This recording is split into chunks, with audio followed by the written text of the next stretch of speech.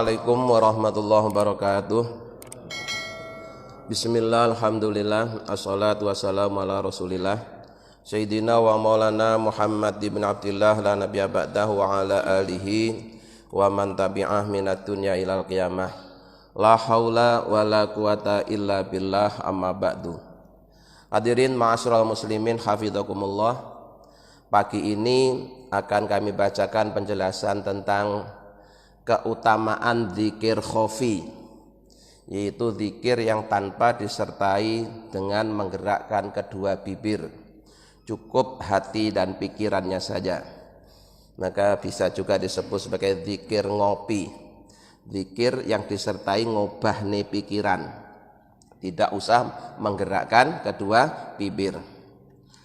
Wa huwa afdalu minal jahri. Zikir khofi ini lebih utama daripada zikir yang disuarakan. Qala telah berkata sapa Sayyidi Abu Bakrin Abdurrahman, Tuan Abu Bakar Abdurrahman, nafa'anallahu bihi, semoga Allah selalu memberikan manfaat kepada kita dengan ilmu-ilmunya. Syekh Abu Bakar Abdurrahman mengatakan, uqiyatun min a'mali sirri ta'dilu bikadza wa kadza kintoron. Uqiyatun, ukuran yang sedikit dari timbangan, min a'mali sirri, dari amal-amal sirri, amal-amal rahasia, termasuk amal rahasia itulah zikir khofi. Itu ta'dilu bisa membandingi bikadza wa kadza, sekian dan sekian kintoron, amal yang sangat banyak, min a'mali dzawahiri, dari amal-amal yang tampak. Jadi keutamaan amal sir, amal rahasia, atau salah satunya adalah zikir khofi, itu walaupun zikir khofi tadi cuma sedikit, walaupun amal sir tadi cuma sedikit, itu bisa menyamai amal-amal yang banyak. Yakin toron itu jumlah yang tidak terhitung saking banyaknya. Nah, kalau ukiyah itu jumlah yang sangat sedikit. Yang sangat sedikit itu bisa menyamai yang sangat banyak dari amal-amal yang tampak. Maka dalam kajian Al-Hikam pernah saya bacakan bahwa amal sir atau amal yang rahasia yang hanya diketahui oleh pelakunya dan Allah saja, itu bagaikan Lailatul Qadar, ya. Sementara amal-amal yang tampak itu bagaikan malam-malam yang lain. Sehingga bagi orang yang mampu mengamalkan amal sir atau zikir khofi, itu bisa jadi setiap malam itu dapat keutamaan seperti keutamaan Lailatul Qadar. Jadi sedikit tapi bisa menyamai yang banyak. Satu malam lebih baik daripada 1000 bulan. Itu zikir sir, ya. Zikir khofi atau zikir sir yaitu zikir yang tidak disuarakan, cukup di dalam hati dan pikirannya saja.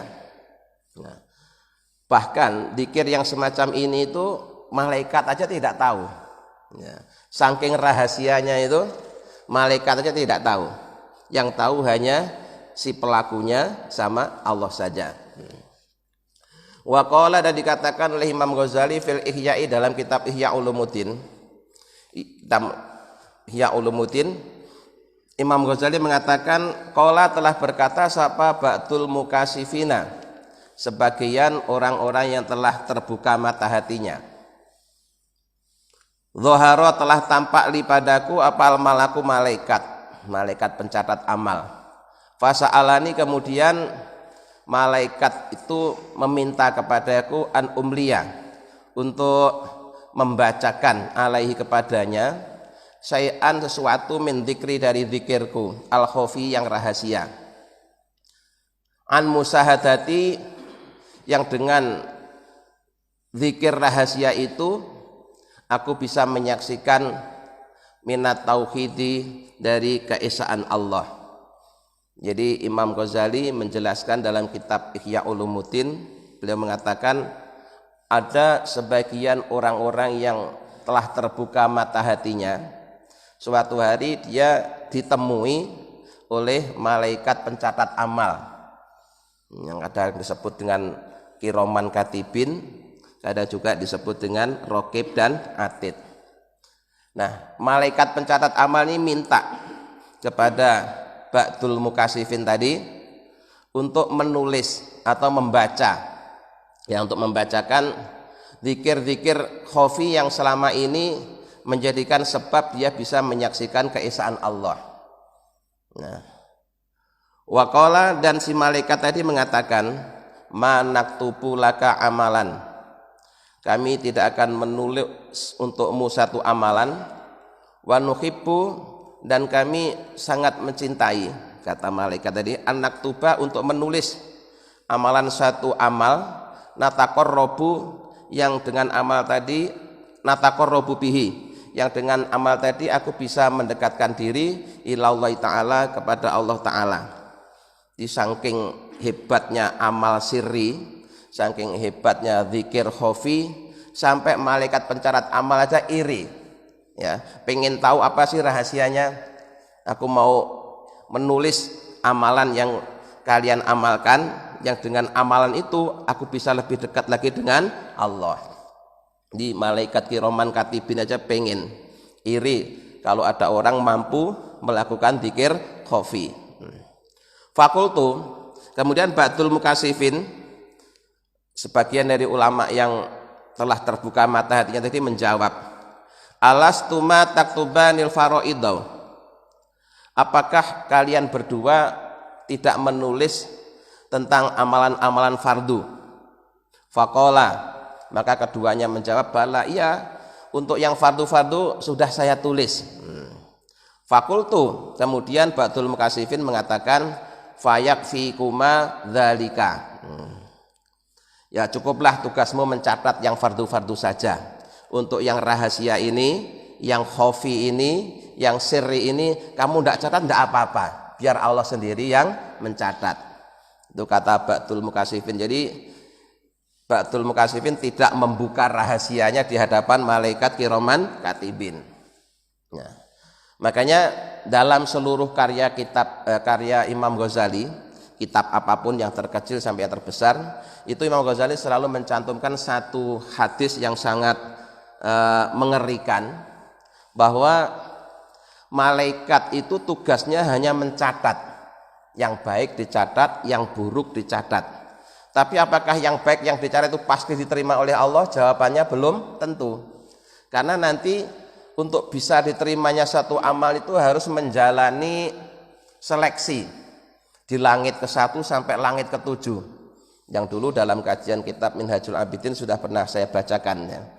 Jadi malaikat itu tugasnya sekedar mencatat, yang baik dicatat, yang buruk dicatat. Tapi apakah semua yang baik itu pasti diterima? Jawabannya belum tentu. Baru diterima kalau lolos dan lulus setelah menjalani seleksi di 7 langit. Ya, langit pertama, kedua, ketiga sampai ke-7. Nah, setelah selesai diseleksi oleh 7 malaikat ini, penjaga langit ke-1 sampai ke-7, kemudian yang terakhir baru yang menyeleksi amal itu adalah Allah sendiri. Jadi kalau begitu amal itu baru bisa diterima oleh Allah bila sudah menjalani proses seleksi sebanyak 8 kali.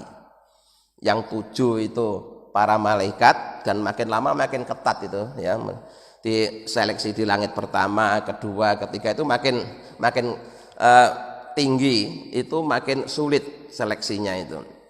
Nah, kalau itu sudah lulus baru nanti diseleksi sendiri oleh Allah. Maka sahabat ketika mendapatkan hadis tersebut semuanya menangis, khawatir amalnya tidak diterima oleh Allah. Jadi sekali lagi, malaikat rokib dan atib atau kiroman katibin itu tugasnya hanya sekedar mencatat. Itu pun yang dicatat adalah yang tampak. Sehingga kalau amal itu yang bersifat rahasia, termasuk salah satunya zikir khafi, itu malaikat tidak tahu. Karena tidak tahu, dia juga tidak bisa mencatat.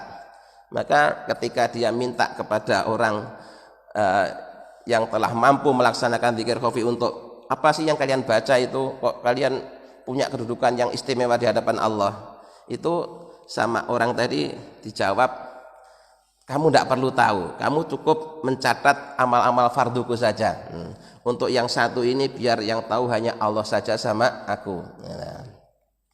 Wahadihi, dan kisah ini isyaratun mengisyaratkan ala annal kiramal katibina, sesungguhnya malaikat pencatat amal, nama lainnya kiramal katibin, itu layat toli'una, mereka tidak melihat ala asroril qalbi, pada rahasia-rahasia hati. Di malaikat tidak tahu yang ada di hati kita, Pak. Ya, dia tahunya hanya apa yang kita lakukan.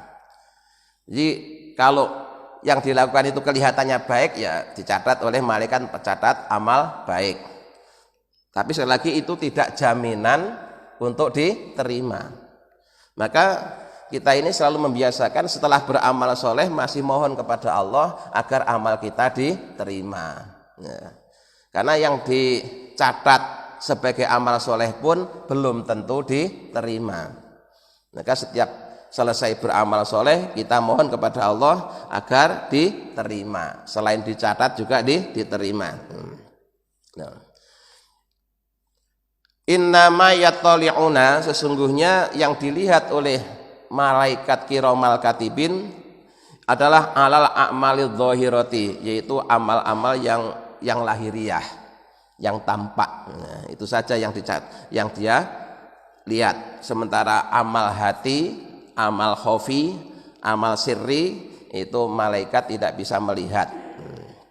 Nah, tatimmatun, ada penyempurna fil kalami, dalam membicarakan ala ba'ti fadhaili dzikri, atas sebagian keutamaan zikir. Jadi berikut ini akan dijelaskan tentang sebagian dari keutamaan zikir secara umum, baik zikir khafi maupun zikir jahri. Wala ilaha illallah, dan menjelaskan tentang keutamaan kalimah la ilaha illallah. Ya, kalimah la ilaha illallah itu disebut kalimah tauhid dan juga disebut kalimah tahlil. Jadi tahlilan itu maknanya mengucapkan kalimah la ilaha illallah. Qala, telah bersabda sapa Rasulullah sallallahu alaihi wasallam. Zikrullahi, mengingat dan menyebut Allah, itu alamul imani, benderanya iman, tandanya iman. Jadi bendera itu kan sebagai tanda. Setiap suku, setiap negara, setiap satu komunitas biasanya punya bendera, identitas. Ya, grup sepak bola aja punya bendera. Nah, grup orang beriman itu juga ada benderanya. Benderanya apa? Zikrullah. Ya. Jadi kalau bapak ngaku beriman tapi tidak pernah zikrullah, ya sama dengan grup sepak bola tidak punya bendera. Ya, dia memang pemain bola tapi tidak ada grupnya, tidak ada benderanya, tidak dikenali. Ya, jadi zikrullah itu adalah benderanya orang yang beriman. Jadi supaya iman kita diketahui oleh para malaikat, harus ada benderanya. Benderanya salah satunya zikrullah. Kalau Allah sih pasti tahu. Nah, wa bara'atun, dan membebaskan minan nifaki, dari sifat munafik. Jadi karena ada benderanya kan jelas identitasnya itu. Ini grup mana itu ya. Nah, kalau tidak ada benderanya ini masih nggak jelas. Ini grup A apa grup B? Tidak ada benderanya. Wah, hari ini bisa A, besok bisa B. Wah, kalau gitu munafik dong. Gitu. Tidak jelas. Ini nanti kalau main ikut mana ini kalau main? Ya kadang ikut sini, kadang ikut sana. Nah, itu tidak jelas kan. Nah, tapi dengan ada bendera menjadi jelas bahwa dia grup A, dia grup B. Nah, orang yang zikrullah juga menjadi jelas apakah dia orang kafir atau orang mukmin. Karena kalau nggak jelas kafir dan mukminnya itu namanya munafik. Bisa jadi tidak sama. Ya, kadang tampak mukmin, kadang tampak kafir.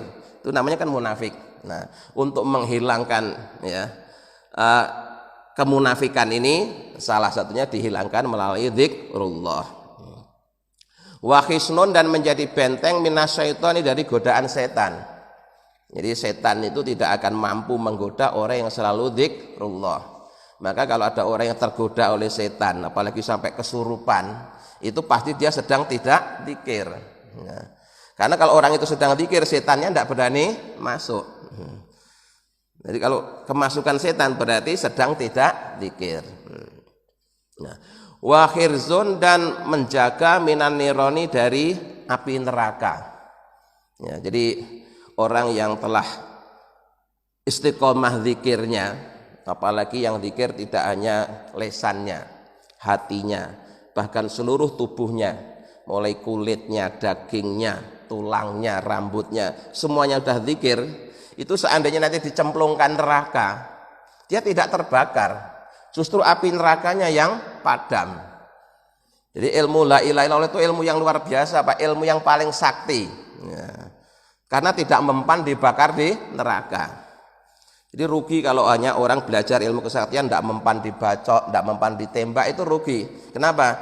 Masih mempan dibakar di neraka ya.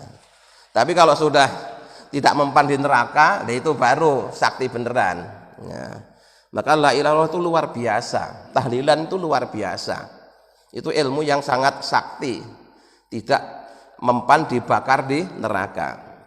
Kenapa? Karena kalimat tauhid ya. Sementara neraka itu statusnya cuma makhluknya Allah, tidak berani ya. Makhluknya Allah yang bernama api neraka itu membakar tauhid itu tidak berani. Oh, kualat dia. Yang kualat, tidak berani. Makanya wa khirzun minan niron. Jadi zikrullah itu akan menjaga seseorang dari neraka. Seandainya dicoba dicemplungin neraka pun dia tidak akan terbakar, justru malah nerakanya yang padam. Itu hadis ya. Wa qala sallallahu alaihi wasallam, dan Rasulullah juga bersabda, afdhalu dzikri dzikrul khafi. Afdhalu dzikri, seutama-utamanya zikir adalah zikrul khafi, yaitu zikir khafi. Kata Rasulullah, di antara sekian macam dan cara zikir ya, maka yang paling utama adalah zikir khafi, zikir yang tanpa harus menggerakkan kedua bibirnya, cukup hati dan pikirannya saja. Zikir ngopi, nah, bukan ngopi sambil minum kopi, bukan, tapi zikir sambil ngobahne pikiran. Nah, dan itu bisa dilakukan kapan saja, di mana saja, sambil apa saja. Sudah tidak dibatasi oleh waktu, tempat, dan keadaan. Tadi disebut afdhalu dzikri yang tadi itu. Keutamaannya bisa seperti Lailatul Qadar dibanding dengan malam-malam yang lain. Ya. Wa qala sallallahu alaihi wasallam, dan Nabi Muhammad SAW juga bersabda, asyadul a'mali, amal yang paling berat cara melakukannya dan juga berat timbangan kebaikannya, itu salasun, ada 3. Pertama adalah zikrullah ta'ala, selalu mengingat dan menyebut Allah ala kulli halin, pada setiap keadaan. Di keadaannya berubah-ubah tapi hatinya tidak pernah berubah, selalu bersandar kepada Allah. Ketika senang ingat Allah, susah juga senang ingat Allah. Ketika kaya ingat Allah, ketika miskin ingat Allah, sehat ingat Allah ya. Ketika sakit juga ingat Allah. Keadaannya berubah-ubah tapi hatinya tetap tidak berubah, selalu bersandar kepada Allah. Itu amal yang berat ya, berat timbangannya dan juga berat cara melakukannya. Karena umumnya kita ini kadang-kadang ingat Allah itu kalau lagi susah aja ya. Pas lagi susah, ada keperluan, baru datang ke Allah. Nanti keperluannya sudah terpenuhi, udah lupa lagi ya. Pas lagi sukses ya, di puncak kejayaan, tidak ingat Allah. Nanti pas jatuh baru ingat Allah. Ya itu ya lumayan. Masih kembali ke Allah itu lumayan, masih bagus ya. Cuma kalau kita punya anak datang hanya kalau mau minta uang, dengan anak yang setiap hari datang kan beda ya. Sebagai orang tua ya, Bapak punya anak, beberapa anak ya. Yang satu tuh tiap hari datang karena cinta dengan kita. Yang satu datang kalau mau minta uang. Kira Bapak kira-kira seneng yang mana itu ya? Seneng yang datangnya kalau minta uang atau yang setiap hari datang? Ada juga kan yang datangnya kalau lagi membawa persoalan. Setiap datang pas bawa persoalan. Tapi masih bagus juga. Kenapa? Karena dia kembali ke Allah. Bahkan itu juga bukti kasih sayang Allah. Cara Allah menarik agar hambanya ini mau kembali, kadang-kadang memang harus dikasih persoalan. Karena kalau tidak dikasih persoalan, permasalahan, dia tidak mau balik. Ya, dia keenakan bersenang-senang terus. Ya, dipanggil dengan lemah lembut, nggak dengar, diteriakin, nggak dengar. Akhirnya didatangin, dijewer. Akhirnya dia mau datang. Itu gambarannya seperti itu. Tapi sekali lagi semuanya itu sebenarnya adalah bukti kasih sayang Allah kepada hambanya. Dikasih nikmat nggak ingat sama Allah, malah berlarut-larut dalam kegembiraan. Ya. Diperingatkan nggak sadar, akhirnya dikasih musibah.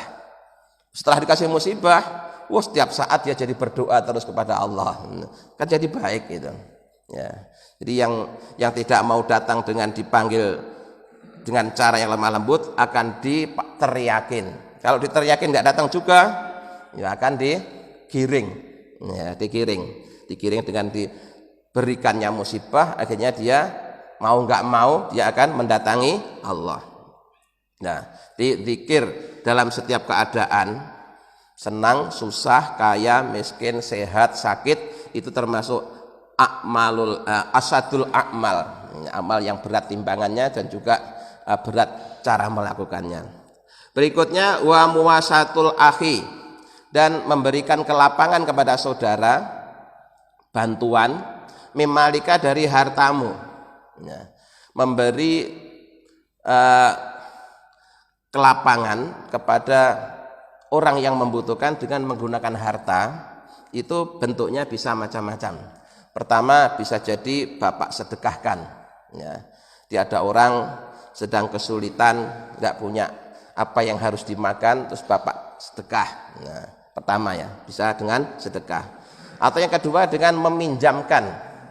Ya, meminjamkan itu misalkan ada orang perlu kendaraan, terus bapak pinjemin kendaraan. Yang ketiga dengan menghutangi. Ya. Sebenarnya kalau dalam kajian fikih, Pak, pinjam dengan ngutang itu beda. Ya, pinjam dan ngutang itu beda. Kalau kalimatnya pinjam, maka yang dikembalikan adalah barang yang dipinjam. Misalnya bapak pinjam sepeda, ya, maka ketika mengembalikan ya sepeda yang dipinjam itu yang dikembalikan, tidak boleh diganti dengan sepeda lain. Itu namanya minjam. Tapi kalau ngutang beda. Kalau ngutang itu kayak bapak ngutang duit itu, ya, ngutang duit 1 juta. Nanti duit yang dipakai untuk membayar hutang itu kan tidak harus uang 1 juta yang dari bapak itu, tapi bisa duit yang lain, yang penting nilainya 1 juta. Nah, gitu. Jadi kalau dalam kajian ilmu fikih dibedakan antara menghutangi dengan meminjami. Tapi kalau dalam bahasa Indonesia kan sama, pinjam uang di bank. Padahal kalau pinjam itu harusnya nanti waktu mengembalikan, yang dikembalikan ya barang yang dipinjam, tidak boleh diganti. Ya, apa boleh bapak pinjam sepeda motornya merek Honda, terus nanti pas dikembalikan yang lain, ya tidak boleh. Kalimatnya meminjam. Ya. Jadi kalau meminjam itu yang dikembalikan ya apa yang dipinjam. Tapi kalau menghutang itu nanti bisa dikembalikan, yang penting nilainya sama walaupun barangnya beda. Nah, jadi cara melapangkan kesulitan yang ada pada orang lain bisa jadi pertama dengan memberikannya sedekah, yang kedua dengan meminjamkan barang, atau yang ketiga dengan menghutangi. Nah, ini juga menjadi satu amalan yang berat. Nah, sekarang ini ya, orang hampir tidak percaya kalau ada saudaranya yang berhutang. Kenapa? Karena kebanyakan orang yang hutang itu ya, datangnya dengan melas, tapi giliran nyaur malas. Nah, gitu. Akhirnya yang ngutangin juga ragu-ragu. Ya. Umumnya orang waktu mengutang itu ya, datangnya dengan melas-melas, giliran nyaur malas. Kalau saya ketemu dengan yang seperti itu, biasanya yang saya lakukan gini, tidak saya utangi tapi saya kasih seikhlasnya, gitu. Itu lebih enak bagi saya. Kenapa? Karena kalau misalkan dia ngutang 1 juta, saya utangin 1 juta, saya mengharapkan kapan ya dia nyaur gitu. Padahal saya itu termasuk orang yang tidak tega menagih. Jadi kalau ada orang ngutang ke saya, kalau dia tidak nyaur, tidak bakalan saya tagih gitu. Karena memang nggak tega nagih gitu. Akhirnya kok lama-lama jadi jadi yang banyak seperti itu. Udah akhirnya pakai cara yang lain tapi tetap membantu. Misalkan dia ngutangnya 1 juta, maaf saya nggak bisa ngutangin, ini saya kasih aja 200.000. Nah gitu udah selesai, serahkan, udah bebas, saya nggak kepikiran lagi gitu. Itu lebih enak ternyata gitu. Saya nggak mikir nagih dan nggak mikir dia mengembalikan karena memang saya kasihkan. Tapi tetap saya usahakan tidak akan pulang dengan tangan kosong. Karena berupaya ini muwasatul akhi mimmalika. Jadi memberikan kelapangan, ikut membantu kesulitan yang dihadapi oleh saudaranya dengan sebagian harta yang kita miliki. Kemudian yang ketiga, wa insaful fakiri, dan menyadari kefakirannya al-baisi yang sengsara min nafsika dari dirinya. Jadi fakir, ya. Kalimat fakir dalam kajian dalam ilmu fikih dengan ilmu tasawuf itu pengertiannya beda. Ya. Kalau dalam kajian ilmu fikih yang disebut fakir itu orang yang tidak punya harta dan tidak punya penghasilan. Kalau toh dapat penghasilan di bawah 50% dari yang dia butuhkan. Jadi tingkatan paling rendah itu fakir. Baru di atasnya itu miskin.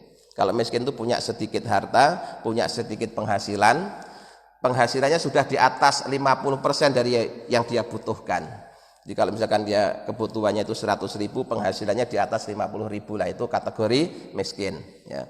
Kebutuhan pokoknya 100.000, dia hanya menghasilkan 75.000, 60.000, itu berarti kategori miskin. Tapi kalau hanya menghasilkan 40.000, 45.000, kategori fakir. Itu dalam kajian ilmu fikih.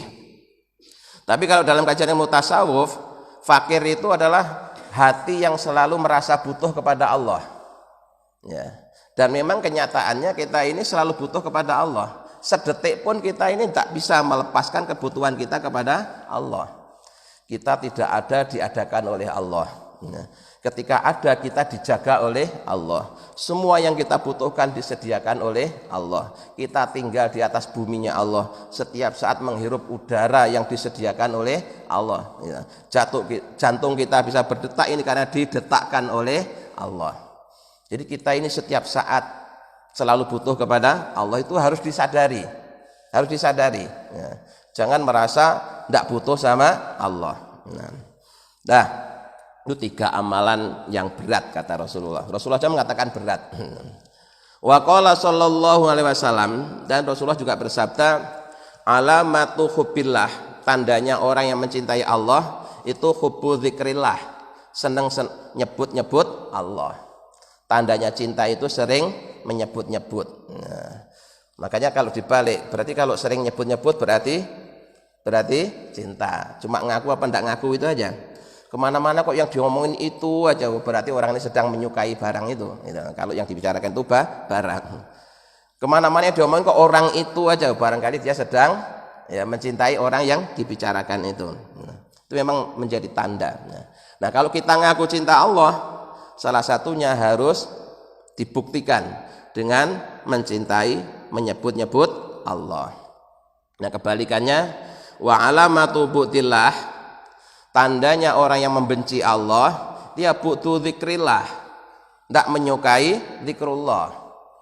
Ya, walaupun dia ngaku beriman tapi kok tidak suka zikir, ya berarti tidak suka Allah. Itu aja. Ya iman tapi tidak suka sama yang diimani, kan yuk aneh. Ya. Jadi sekali lagi, zikrullah, zikrullah, mengingat Allah itu menjadi salah satu tandanya orang yang mencintai Allah. Kalau dia mencintai Allah pasti senang zikrullah. Tapi kalau dia tidak suka zikrullah, berarti dia membenci Allah. Ini hadis loh ya. Bukan saya, hadis. Nah, wa qala sallallahu alaihi wasallam, dan Nabi Muhammad SAW juga bersabda, hikayatan menceritakan, alillahi ta'ala, dari Allah Ta'ala. Maknanya ini adalah hadis qudsi. Ya. Jadi hadis qudsi itu sebenarnya firman Allah, ya, sebenarnya firman Allah, tapi menggunakan bahasanya Rasulullah. Ya. Jadi kayak orang nonton wayang itu, kayak nonton wayang kulit, yang digerak-gerakin Arjuna. Ya, orang yang lihatnya itu yang berbicara Arjuna, padahal aslinya dalangnya, itulah maksudnya. Ya, jadi hadis qudsi itu seperti itu, kayak bapak nonton pagelaran wayang kulit. Di layar yang ditampilkan Arjuna tangannya digerak-gerakkan, terus ada suara Arjuna. Orang lihatnya kayak yang fokus kepada wayangnya, itu suaranya Arjuna. Padahal kalau bapak lihat itu yang bisa ngomong itu adalah bukan Arjunanya, Arjuna cuma kulit kok, kulit kambing ya. Yang ngomong adalah dalangnya. Jadi firman Allah tapi melalui Rasulullah. Itu hadis qudsi itu seperti itu, ya. Ana ma'a abdi, aku Allah selalu bersama hambaku, idza dzakaroni, ketika dia mengingatku. Nah, jadi kalau kita pengen selalu bersama Allah, kita harus selalu zikrullah. Ya, setiap tarikan dan hembusan nafas hendaklah selalu disertai dengan zikrullah, sehingga kita menjadi hamba yang selalu bersama Allah. Kalau sudah bersama Allah aman dah. Ya. Mau kemana saja aman. Kenapa? Semuanya ini wilayah kekuasaannya Allah, jadi selalu dijaga oleh Allah, karena selalu ditemani oleh Allah. Wa taharrokat, dan bergerak-gerak bi, sebab aku apa safatahu, kedua bibirnya. Jadi mengingat bisa dengan hati dan juga bisa dengan disertai menggerakkan bibir. Ya. Jadi kalau mengingat itu dalam hati, kalau menyebut dengan lesan, nah itu bisa digabung kedua-duanya, hatinya ingat, lesannya menyebut. Atau cukup seandainya lesannya tidak menyebut, hatinya selalu mengingat. Satu lagi, wa qala sallallahu alaihi wasallam, dan Rasulullah SAW telah bersabda, zikrullah ta'ala, mengingat Allah ta'ala, bil ghadati, di waktu pagi, wal asyi, dan sore, itu afdalu, lebih utama, min darbi suyufi, daripada memukulkan pedang fi sabilillah, di jalan Allah. Ini ya ketika memang kondisinya itu kondisi aman, ya, kondisi aman. Dalam kondisi aman, sedang tidak berperang, tentu amal soleh yang terbaik adalah zikrullah. Tapi kalau pas waktunya perang, ya tentu berperang itu lebih utama daripada terus diam saja. Nah, jadi setiap hadis itu pasti ada asbabul wurudnya. Sebagaimana ayat Al-Quran itu ada asbabun nuzulnya. Sehingga untuk bisa memahaminya, ya tidak boleh hanya melihat satu hadis atau satu ayat, pasti ada kaitannya dengan yang lainnya. Baik, pagi ini sampai di sini dulu. Insya Allah nanti masih melanjutkan tentang keutamaan zikir la ilaha illallah, zikir tahlilnya. Bahkan ini khusus untuk la ilaha illallah ini cukup banyak. Ya, cukup banyak hadis yang disampaikan supaya kita tidak ragu-ragu lagi untuk selalu mengingat dan menyebut Allah. Mudah-mudahan dengan bimbingannya kita bisa mengamalkannya. Amin ya rabbal alamin. Allahumma sholli ala sayyidina Muhammad wa sayyidina Muhammad, alhamdulillahi rabbil alamin. Allahumma inna nas'aluka imanan da'ima yaqinan shadiqan wa qalban khashi'an lisanan dzakiran wa rizqan halalan wa ilman nafi'an dan salihah. Allahumma ij'alna wa auladana wa dzurriyyatina wa talamidana min ahlil ilmi wa ahlil khair walil ibadah wa la taj'alhum min ahlil jahli wal ma'siyah. Tahassantu bidil izzati wal jabarut wa tasamtu bi rabbil malakut wa tawakkaltu 'alal hayyil ladzi la yamut. Allahumma asrif 'anna hadzal waba wa qina syarar rada wa najina minat ta'ni wa ta'ni wal bala bi lutfika ya latifu ya khabir innaka 'ala kulli syai'in qadir. Tahassantu bidil izzati wal jabarut wa tasamtu bi rabbil malakut wa tawakkaltu 'alal hayyil ladzi la yamut. Allahumma asrif 'anna hadzal waba wa qina syarar rada wa najina minat ta'ni wa ta'ni wal bala bi lutfika ya latifu ya khabir innaka 'ala kulli syai'in qadir. Tahassantu bidil izzati wal jabarut wa tasamtu bi rabbil malakut wa tawakkaltu 'alal hayyil ladzi la yamut. Allahumma asrif 'anna hadzal waba wa qina syarar rada wa najina minat ta'ni wa ta'ni wal bala bi lutfika ya latifu ya khabir innaka 'ala kulli syai'in qadir. Allahumma Allahumma rabban nas bil ba'sa isfi anta safi la shifa illa shifauka shifaan la yughadiru saqama subhana rabbika rabbil izzati amma yasifun wa salamun alal mursalin walhamdulillahi rabbil alamin. Assalamualaikum warahmatullahi wabarakatuh.